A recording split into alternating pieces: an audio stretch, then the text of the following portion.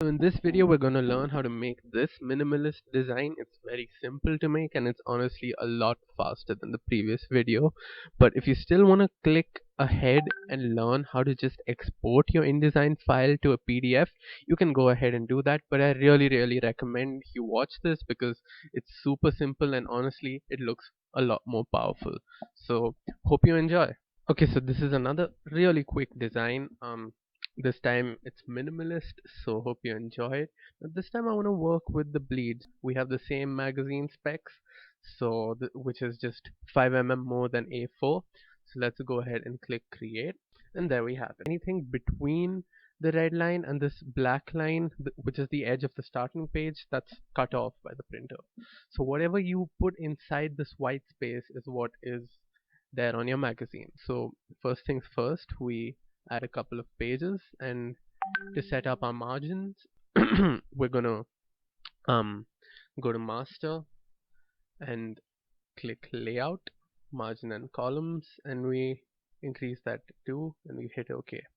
And so now whenever you're starting out, it kind of feels overwhelming when you stare at a blank page and you realize that you have to fill it with content. But honestly, this is like almost embarrassing, but the first thing I do just to fill it up is put in a line. If it looks empty, if it looks less aesthetic, I just pop in a line, and I'm gonna make it about 4 points or pixels in length. There we go. So that's our starter. So this is like a conversation opener, if you will, that I just put in a line so that we just get the ball rolling. Now it's pretty simple. So what goes on top of the page? The title. So why don't we go ahead and click the frame tool, F, that's the frame tool right there. um Create a small box so that we fill it with our title, right? So that's that's what I'm going to put as the title of this page. um and I'm going to change the font to something else. I think we're going to start with a Nexa type thing. So this is again a serif font, and I downloaded very recently. So I'm gonna go and search for it so that we can put it into our fonts folder. So there's the Nexa folder, and I'm gonna go ahead and put it into the fonts folder. Now that we know our font, I picked Nexa. Nexa is a really nice font. It looks like this, and like I said, go to the previous video to learn how to work with fonts and pick out your best font. So I like Nexa, so I'm gonna put that here. And now I'm gonna give it that title feel to it, like we did earlier. So we're gonna click the small caps button, and now we're gonna increase the font size, because it's titles are usually slightly larger. And yep, there we go. Okay, so we're done with our title, and now I think we're gonna add a couple of placeholders for images. I don't have images right now, but this is a really good thing to do if you're making templates only. You can go ahead and click the frame tool and just make the size of the approximate size of the image you want there to be. And I think I'm happy with that. And what I do for placeholder holders is that I add a slightly grayish color so that people know that it's intended for images. So what I do is I duplicate a swatch, I change it to gray, and yeah, so that's what I do. And it kind of does look like a placeholder. I think I'm gonna add another image over here. So we're gonna copy paste this. So Control C and P right there. Take it up there. So I've selected both of them, and now I'm just using my arrow keys to adjust it up and down. Now we're gonna add in a small caption for these images. So I imagine both of these images to be similar. So Rohan is a big fan of minimalist design. I want this text box to kind of linger over here in this region of the page. And when you put something like this, when something lingers on one side of the page, it's better to align the text according to that as well. So I think I'm going to right align this text. So for that, I just double click inside and go over here to just, yeah. So I right align it, and now I think I'm going to change the font to source serif. So now that we have like a basic bare bones, I think I'm going to put the article, the text of the article right down over here. So to do that, again, you hit F for the frame tool. We're gonna just add this for now, but I think we're gonna go with song lyrics. Whenever you're filling it with rubbish, it's better to just fill it with whatever's okay. So I've just added it with random song lyrics that are in my head right now. So comment down below if you know which ones these are. Yeah, now again, like I showed in the previous video, I'm gonna do that cool effect where the first letter of the article is enlarged. So for that, I'm gonna want to double click, go to the paragraph setting, which is right over here, and increase this number to about 3, 4, or 5 maybe. Yeah, I think that looks reasonably decent. I think that's a neat page. That's a very simplistic, nice, easygoing design. um, I might want to move the text boxes a little bit upwards. So now I feel that this is spaced out reasonably well. Maybe we can move this a little bit down. But even after that, I think there's a little bit of a free space over here. So whenever you see a free space, you can try and like make it a lot more symmetric. Now over here, these are two images, right? These are two image placeholders. There's a little bit of text and there's a line. Same thing below, two images, there's a little bit of text but there's no line. So I think that can like move away the void, that the sense of void that's coming out from here. So if this space looks a little bit empty, I think we can add in the lines and space it out a little bit better and move everything a little bit downwards maybe. Let's see. And there we go. I think that's a pretty neat page. If you still feel that this part is a little bit empty, you can switch the lines and stuff. It's all up to you, but I think I'm happy with this. So let's go on to the next page. Now on this page, I'm going to show you all something really cool. I'm actually going to make a separate video on it. It's about transparent text. So if you have an image and you want to put text in front of it, but it's not like you don't want a color on the text, you just want the color from the image to come through. This is exactly what I'm gonna do now. First off, but I'm gonna like make a frame for the image, so I'm gonna color the frame on gray. So for that on top text, I'm gonna add another frame which will be in white because white is for the text frame. So I'm just gonna make another frame here, yeah, and I'm gonna color it white. Yeah, that looks nice. So I'll show you. You won't have to imagine a lot more. So now I'm gonna add a frame for the text on top of the white frame. This is the box for the text. I'm gonna like write something. So that's T. So I press T for text. We always hear the future is now, but I think in this magazine we're gonna go with a little bit of a past is the future, or some combination of the different times. So let's see. So now I want to like add a serif font similar to our heading over here, which is the road less taken. There we go. Yeah, probably space it out a little bit better. Now line spacing is the distance between one word and the other word. So the distance between the and past is determined by this setting right over here.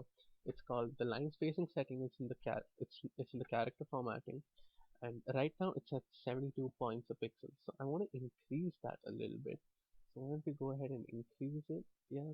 So even like right now, it looks like a really nice page. Like if I mellow down this text to a gray or something, like I meant the text. So something like that. Yeah, this looks reasonably cool, but I'm gonna show you something cooler. So now I'm gonna add an image to one of the placeholders, which is on this page. I want to add an image over here. So now I'm gonna show you how you're gonna place the image into the file frames you've created. So I'm gonna go ahead and download the image I want.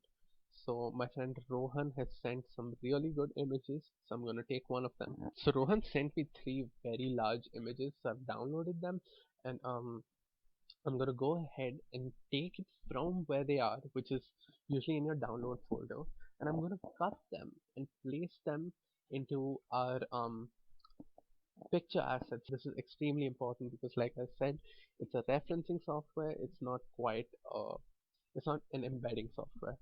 So yeah, so okay, he has sent amazing pictures. Um, that's really beautiful. I think I'm gonna go ahead with this one because Rohan's an amazing photographer. So now I'm gonna go to our InDesign page. Select the gray frame. Like remember when we said that we want our frame over here, and press Control D. Now it doesn't matter if you've colored your frame, um, and you can color frames like I showed you in this video. It's this one, and I'm gonna hit open. That's absolutely beautiful. So I'm gonna like try and shift it a little bit as well. So for shifting the image inside the frame, remember to use A, the shortcut tool for this one, which is the direct selection tool. So now we can like move it around a bit. We're gonna move our text a little bit out of the way. Yeah, and that looks like really nice.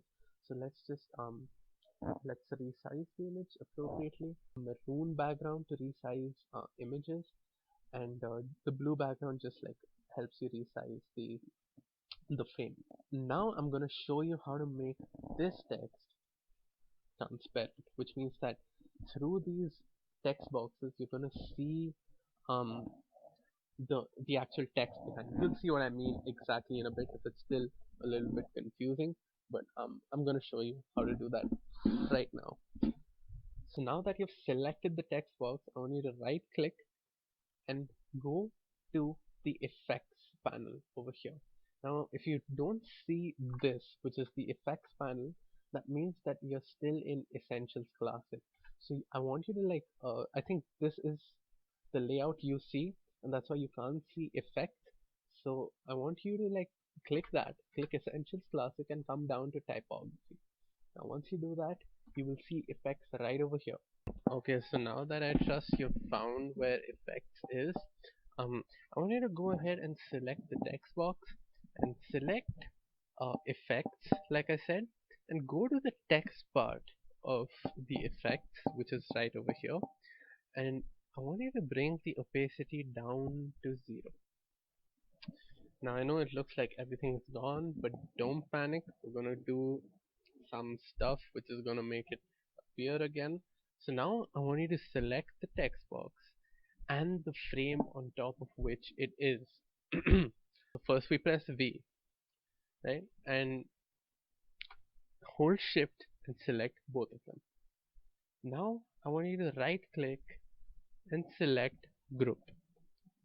Now once you do that, I know it doesn't do much, but trust me, the text is still there. Now I want you to go back to the effects tab you've opened and click knockout group. Now as soon as you do that, you see that the text is actually transparent, which means that whatever is behind it, in which case the image, it's showing that part. I mean, it's showing a part of the image. It's like someone has cut something out and placed it on top of that. Now, if you still feel that there's some stuff that's missing, it looks like there's a lot of empty space here. Just follow our model, which is to just add in a line. It just helps with almost anything. So you can place this line wherever you like. You can extend it a little bit. That was the minimalist design. Now I realize that most of you may have just followed this video from top to bottom and just placed the lines, the text, the images, and followed the steps for the transparent text without really understanding what a minimalist design is. Now, a minimalist design is basically anything that follows the motto, less is more.